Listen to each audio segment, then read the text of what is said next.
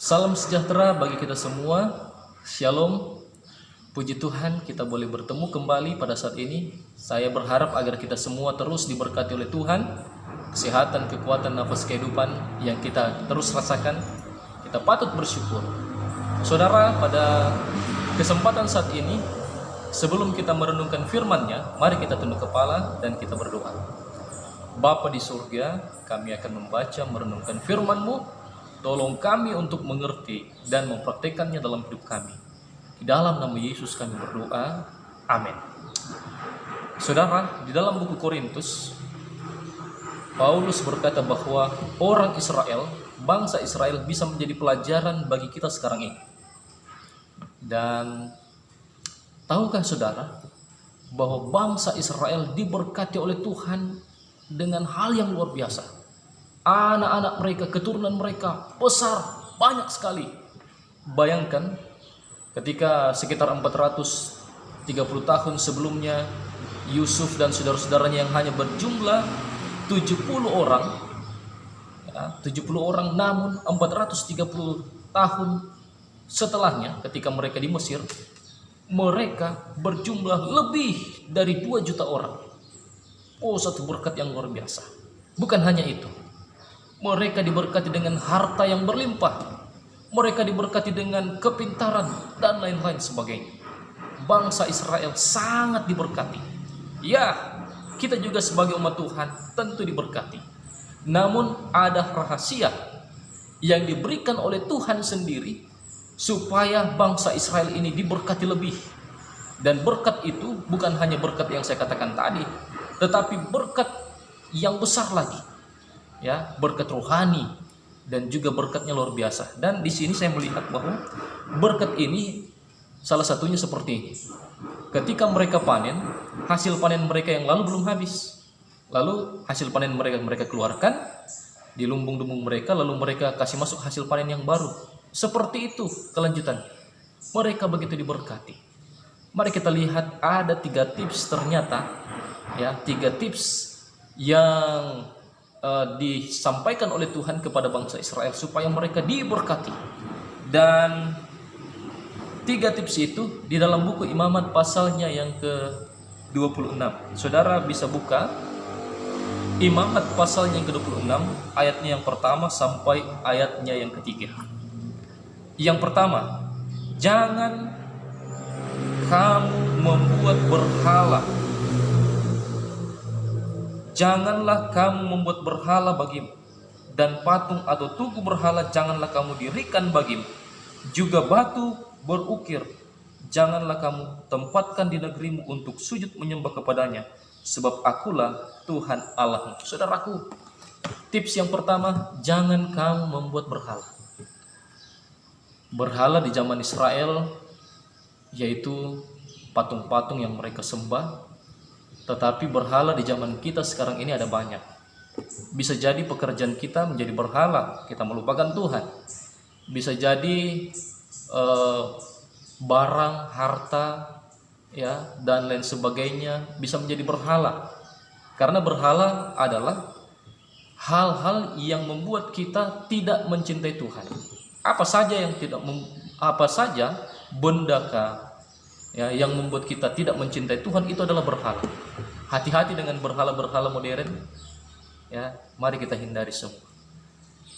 Poin yang kedua, di dalam Imamat 26 ayat 2. Kamu harus memelihara hari-hari Sabatku dan menghormati tempat kudusku. Akulah Tuhan. Poin yang kedua ini luar biasa. Ini berbicara tentang perbaktian. Memelihara hari Sabat Tuhan. Ada berkat yang lebih. Yesaya katakan bahwa berkat ketika kita memelihara hari Sabat, yaitu ketika kita akan bersuka cita di atas dunia ini, kita akan melintasi puncak bukit-bukit, dan kita akan mendapatkan kendaraan kemenangan, ya. Kita akan makan dari milik pusaka Yakub dan lain-lain sebagainya. Nanti saya akan bahas tentang hari Sabat di kesempatan berikut. Namun dalam memelihara hari Sabat di sini juga kita akan melihat di sini tempat kudus Tuhan. Ya, ada banyak orang yang tidak menghargai gereja sekarang ini. Mohon maaf, hal ini membuat kunci atau pintu berkat kita akan tertutup apabila kita tidak menghargai akan gereja. Ya. Karena gereja adalah tubuh Kristus. Ka'bah bukan hanya bangunan gereja juga, tetapi tubuh kita.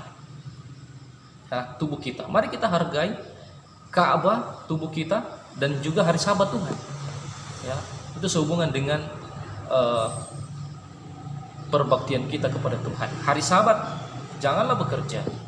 Sebagai umat-umat Tuhan, gereja memasyatkan hari ke-7 yang percaya bahwa hari Sabat, hari Sabtu adalah hari perhentian. Mari kita berhenti dari segala pekerjaan kita dan kita berbakti, memuji dan memuliakan nama Tuhan. Baik saudara, poin yang terakhir yaitu menuruti perintah Tuhan. Di dalam Imamat 26 ayat 3, jikalau kamu hidup menurut ketetapanku dan tetap berpegang pada perintahku serta melakukannya, ya, maka ayat-ayat selanjutnya, ayat keempat sampai ayatnya yang ke-13, saudara akan lihat berkat Tuhan besar, berkat Tuhan lebar, berkat Tuhan luas, berkat Tuhan tinggi, besar sekali saudaraku, tidak terhitung jumlahnya. Saudara yang terkasih dalam Tuhan, di dalam merenungkan akan firman Tuhan, kita sudah belajar tadi, ya. Yang pertama yaitu jangan membuat berhala. Yang kedua, menghormati hari Sabat Tuhan dan juga Ka'bah, yaitu gereja dan juga tubuh kita. Dan poin yang ketiga adalah menuruti akan ketetapan atau perintah-perintah Tuhan. Maka berkat yang luar biasa akan menjadi bagian kita. Nah, saudara, Alkitab dengan jelas di dalam buku Mazmur bahwa kalau kita merenungkan Taurat Tuhan siang dan malam, apa saja yang diperbuat akan berhasil. Walaupun dalam setiap pergumulan. Saya punya satu kisah menarik yang saya pernah baca di satu majalah Adventist World edisi Maret 2018 atau sekitar 2 tahun yang lalu. Saya baca buku itu dan sampai sekarang masih saya ingat tentang seorang pemuda yang bernama Timothy. Timothy ini pekerjaannya ya adalah sebagai pedagang. Dia berdagang sayur, buah-buahan dari satu pulau tempatnya tinggal yaitu Bora Bora di benua Amerika, Laut Selatan, dan dia harus mengantar buah-buahan, sayur-sayuran itu melalui kapal, perahu setiap hari menuju ke pasar. Dan di pasar itu, saudara tahu, perjalanannya 1 hari. 1 kali sama seperti biasanya, dia pergi dengan membawa buah-buahan, sayur-sayuran, dan dia pergi ke pasar. Tetapi di tengah perjalanan masih jauh, mesin daripada perahunya ini atau kapalnya ini rusak. 2 mesin rusak 2. Dan sialnya lagi, dia tidak membawa dayung. Maka dia terhuyung-huyung saudara. Perahunya terombang-ambing. Dia stres. Lalu dia berdoa, Tuhan, kalau Tuhan mau menolongku, bersegeralah. Karena saya sudah tidak kuat. Hari berganti hari, minggu berganti minggu, bulan berganti bulan. Dia harus mengalami banyak masalah. Satu kali pergumulannya yang berat yaitu dia harus seringkali dia dikelilingi oleh hiu-hiu. Dan saudara tahu setelah habis bahan makanan yang ada di perahunya, dia hanya memiliki gunting kuku, benang, ya, beberapa kertas, beberapa lembar kertas dan juga gala yang panjang. Namun semua itu dia gunakan untuk bertahan hidup. Ya, tapi dia sudah tidak kuat lagi, badannya kering, bibirnya berdarah, pecah-pecah, kulitnya kering oleh karena matahari. Ya, dia harus bertahan hidup dan saudara tahu dia bertahan hidup selama 154 hari. Selama 154 hari, kurang lebih 5 bulan saudara. Dia terombang-ambing di Laut Selatan. Namun satu kali ketika dia sudah tidak tahan, di hari ke-154 dia melihat ada sebuah pulau. Lalu dia buka bajunya dan dia ikatkan di perahunya, lalu dia berenang menuju ke pantai. Lalu akhirnya dia berjalan terhuyung-huyung dan jatuh dan didapati oleh orang yang ada sekitar, dan itu ternyata adalah negara Samoa. Dan Samoa dari tempatnya itu sekitar 2000 km. Ternyata selama 154 hari dia hilang. Dia harus kapalnya, perahunya ini terombang-ambing sekitar 2000 km jauhnya. Tapi ketika ditanya, dia pulang ke kampungnya, di kampungnya sendiri di Bora-Bora sudah diadakan pemakaman untuk dia karena sudah lama dia tidak pulang. Diadakan pemakaman, dianggap dia sudah mati. Lalu mereka kaget ketika mereka melihat, ada Timothy datang. Lalu mereka bertanya, ya, di tengah kaget, takut, dan sukacita, mereka bertanya, apa yang membuat engkau bertahan? Lalu dia katakan, kalau saja saya tidak menghafalkan ayat-ayat Alkitab, mungkin saya tidak akan bertahan. Saudaraku, cerita ini menyatakan, ini kisah nyata. Cerita ini memberitahukan kepada kita, mari kita menjadikan firman Tuhan itu sebagai makan rohani kita. Kita akan bertahan ketika kita merenungkan firman Tuhan.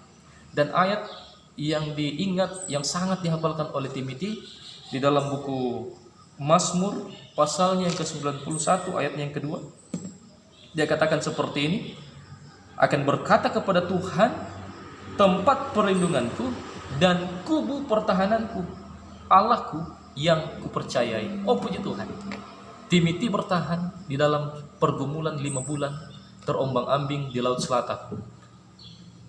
Saudaraku yang terkasih dalam Tuhan, di dalam kehidupan yang penuh dengan pergumulan sekarang ini, pandemi virus corona, ya sudah sekitar 5 bulan juga lebih, maka kita sanggup bertahan oleh karena Tuhan yang melihara kita.